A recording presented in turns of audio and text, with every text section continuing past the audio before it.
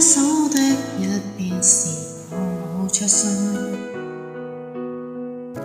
媽媽給寶寶奉上這一生，頭一吻愛斷之後或晴或暗，怎麼走就像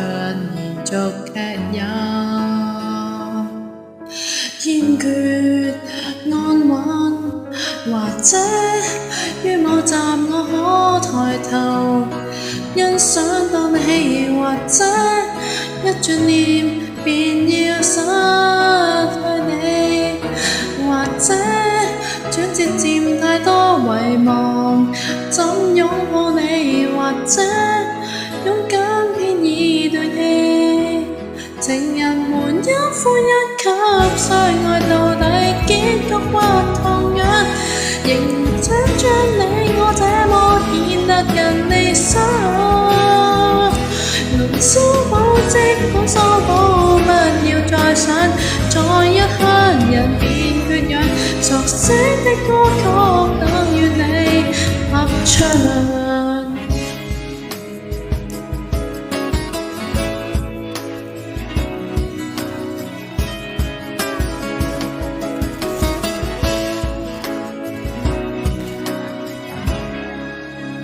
新一章怎可是你我分開？可否改寫得像你我當初還相愛？只可惜這習難逆轉，着緊的下集仍然未播，我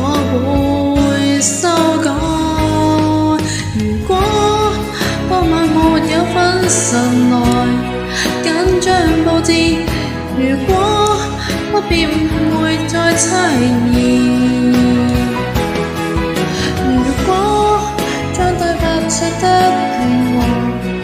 不加諷刺，如果真的可有瑕疵，情人們一呼一吸，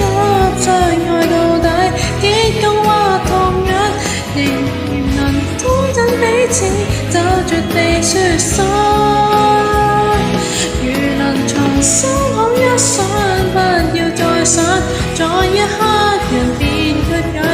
明知可一起，不要再落錯，人們一呼一吸，相愛到底，結局或同樣，仍想將你我這麼顯得更理想，如能重修好一生，不要再想，